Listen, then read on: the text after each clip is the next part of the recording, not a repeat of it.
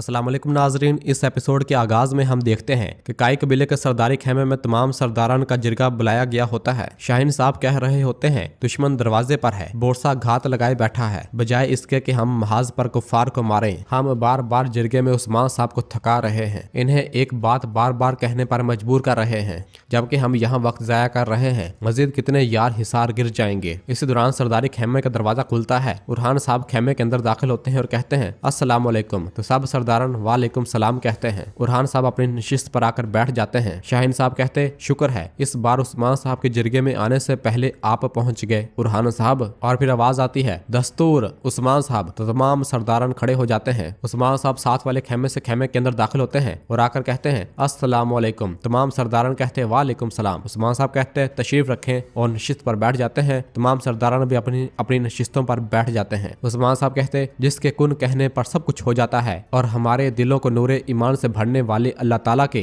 99 नामों के साथ मैं अपने जिरगे का आगाज करता हूँ। बताएं यार हिसार का क्या अहवाल है। तो औची साहब कहते यार हिसार का दुश्मन के हाथ में होना हमारे जिरगे पर एक काले बादल की तरह छाया हुआ है हजूर। तो अलाउद्दीन साहब कहते आप दिल छोटा ना करें औची साहब, वो काले बादल अब तैमूर ताश के ऊपर हैं। वो अच्छी तरह समझ जाएगा कि काई दूसरी रियासतों की तरह नहीं है। जरकुतै कहता काइयों ने कब अपना इंतकाम अधूरा छोड़ा है जो अब छोड़ेंगे औची साहब। अगर आज हम यहाँ हैं तो इसलिए कि हम जानते हैं कि कब वार करना है। और फिर उस्मान साहब कहते शाहीन शाह साहब आप जो हर फतह पर जोश में आते हैं और हम सबको जोश दिलाते हैं, आप बहुत खामोश हैं। तो शाहीन साहब कहते मेरे अंदर के जोश में यार हिसार के शोहदा रुकावट बने हुए हैं मेरे हजूर। मैं जानता हूँ कि आपका दिल भी जल रहा है। मैं पूछता हूँ कि क्या कोई ऐसा सरदार है जो इस आग को बुझा सके। तो उरहान साहब कहते हाँ है। काई में ना तो बहादुर खत्म होते हैं और ना ही सरदार। क्या आप नहीं जानते शाहीन शाह साहब कि मेरे वालिद का फतह करदा यार हिसार हम इस कमीने तैमूर ताश के पास नहीं छोड़ेंगे। तो शाहीन साहब कहते इंशाल्लाह बशर्ते कि इस बार आप अपनी मर्जी से कोई कदम ना उठाए उरहान साहब।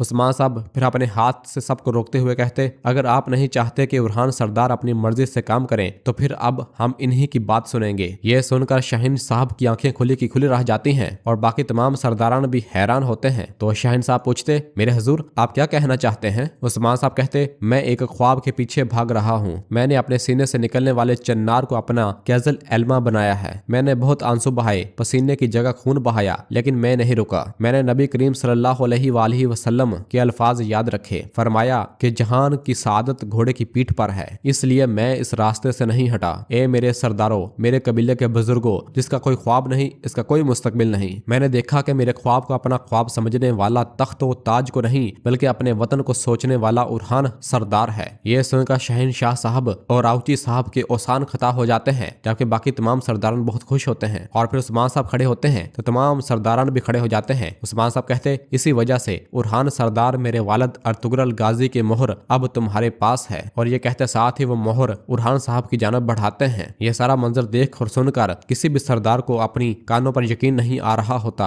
और फिर उरहान साहब कहते हजूर अल्लाह का शुक्र है कि आपकी सेहत ठीक है। जब आप हमारे सरों पर सलामत हैं तो नाइब की क्या जरूरत है। उस्मान साहब कहते बेटा ये नुमाइंदगी नहीं है, यह सरदारी, यह तख्त मेरी तरफ से मेरे बेटे उरहान को मुंतकली है। और मोहर एक बार फिर उरहान साहब की जानब बढ़ाते हैं। यह सारा मंजर देख और सुनकर शाहीन शाह साहब और आउची साहब को कुछ भी समझ नहीं आ रहा होता और हवास बाख्ता हो रहे होते हैं, जबकि बुरान जरकुतै और बाकी तमाम सरदार खुश नजर आ रहे होते हैं। उस्मान साहब कहते इंसान मरने के लिए पैदा होता है। सरदार को जैसे तख्त पर बैठना आना चाहिए वैसे ही तख्त छोड़ना भी आना चाहिए। सुन ले आज तक जो मैं था अब वो उरहान सरदार है। यह सुनकर तमाम सरदार अपने सीने पर हाथ रखकर हुक्म बजा लाते हैं, जबकि शाहीन शाह साहब और आउची साहब बिल्कुल भी खुश नजर नहीं आ रहे होते। और फिर उरहान साहब कहते बुजुर्गों के बुजुर्ग, गाजियों के गाजी उस्मान सरदार, आप मरने का कहें तो हम मर जाएं, जहां रुकने का कहें वहां रुक जाएं, लेकिन मैं ये तख्त इन हालात में ऐसे नहीं चाहता। यह सुनकर तमाम सरदारान हैरान होते हैं। बुरान कहता उरहान साहब आप क्या कह रहे हैं। तो उरहान साहब कहते मेरा कहना है कि अगर तमाम सरदारान मेरी यहाँ दिल से बैत नहीं करते तो मुझे ये सरदारी नहीं चाहिए। कोई दोगलापन नहीं, कोई तफरीक नहीं होगी। अब मुझे बताएं क्या किसी के दिल में कुछ ऐसा है कि वो मुझे सरदार नहीं मानता। यह सुनकर तमाम सरदारान खामोश रहते हैं। और फिर अलाउद्दीन साहब कहते नहीं है उरहान साहब। अब्दुल्ला साहब भी कहते हैं नहीं है हजूर। आउची साहब भी कहते हैं नहीं है। और इस तरह एक एक करके तमाम सरदारान कहते हैं नहीं है मेरे हजूर। और फिर उस्मान साहब कहते तुम कारा उस्मान की तरह बात कर रहे हो उरहान साहब। दोगलापन तख्त को गिरा देता है, तुम हक बजानब हो, अब अपना हक वसूल करो। और मोहर उरहान साहब को दे देते हैं। उरहान साहब वो पकड़ते हैं और उसे देखते हैं और फिर इसके बाद आइकुत अपनी तलवार उस्मान साहब को देते हैं। उस्मान साहब तलवार चूमते हैं और उसे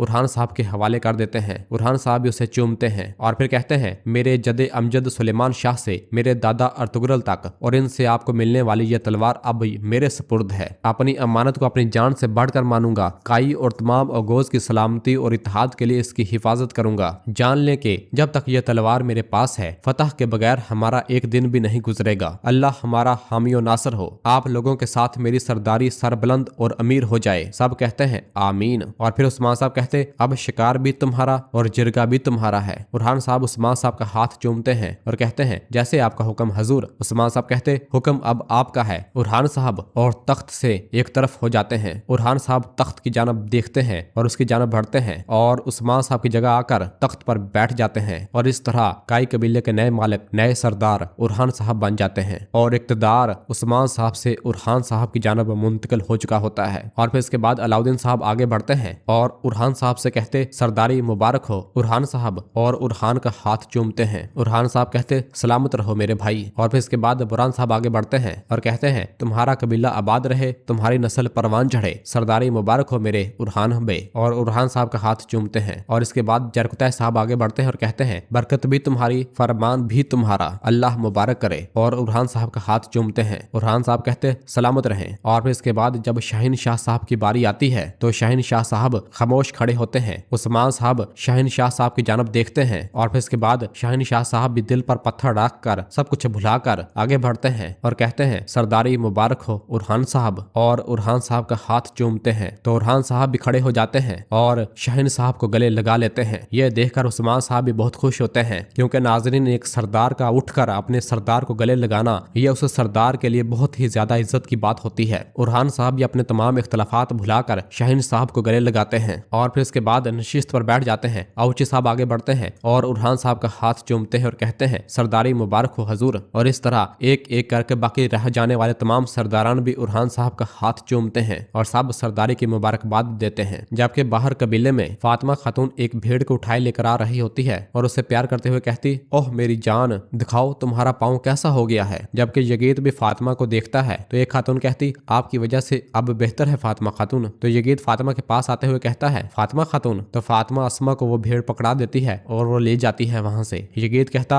आप इस कबीले की शिफा है फातिमा खातून, आप हर किसी के जख्म पर मरहम बनती हैं। तो फातिमा कहती, अस्तगफिरुल्लाह। यगीत कहता, ऐसा ही है, ऐसा ही है, मैं भी आपकी वजह से ठीक हूँ। मैं चाहता हूँ कि हम अच्छे वक्तों में भी बात करें। तो फातिमा कहती, यगीत ये वक्त मुनासिब नहीं है। तो यगीत पूछता, तो कब वक्त होगा फातिमा खातून? हर बार कुछ ना कुछ हो जाता है, जो कहना चाहता हूँ वो मेरी जुबान पर अटक जाता है, आपसे कह नहीं पाता। और फिर कहता, मैं आपको एक तोहफा देना चाहता हूँ, और एक कंघी फातिमा को देता है। तो फातिमा कहती, इसका क्या मतलब है यगीत साहब? तो यगीत कहता, यह तुम्हारे लिए मेरी जानब से शुक्रिया है, तुमने मेरी जान बचाई, मैं तुम्हारा मकरूज हो गया हूँ। इंसान को अपनी जिंदगी का कर्ज अदा करना चाहिए, मैंने अपने हाथों से बनाया है ये तुम्हारे लिए। जिस पर फातिमा कहती है, मैंने तुम्हें मौत से बचाते वक्त ये नहीं सोचा था कि मैं तुम्हें अपना मकरूज करने के लिए ऐसा कर रही हूँ। किसी दौरान आइकूत की आवाज आती है, ए काई के लोगों, अब से काई कबीले की निशिस्त पर उरहान साहब बराजमान होंगे। कोई ये ना कहे कि इससे बताया नहीं गया या उसने सुना नहीं। यह सुनते साथ ही नीलोफर और बाकी खवातीन भी सरदारी खेमे की जानब बढ़ती हैं, जबकि फातिमा खातून भी यगीत का तोहफा लिए बगैर आगे बढ़ जाती है और यगीत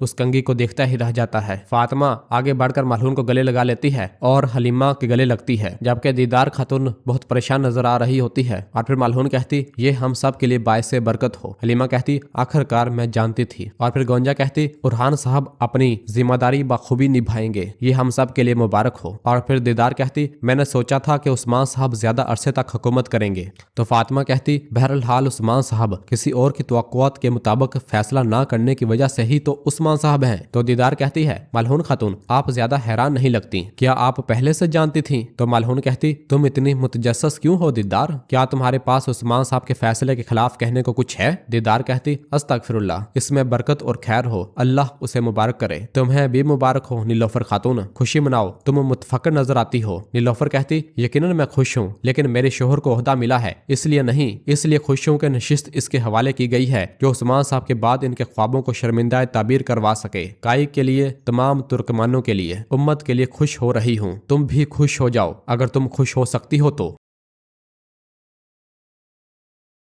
और नाजरीन इसी जगह पर एपिसोड खत्म करते हैं। मिलते हैं बहुत जल्द अगली एपिसोड के साथ। वीडियो को लाइक कर दें और जिन दोस्तों ने अभी तक चैनल सब्सक्राइब नहीं किया वो जल्दी से चैनल सब्सक्राइब कर दें और बेल आइकन यानी घंटी वाले निशान को भी प्रेस कर दें ताकि आने वाले एपिसोड्स आपको आसानी मिल सकें। दुआओं में याद रखें। अल्लाह हाफिज।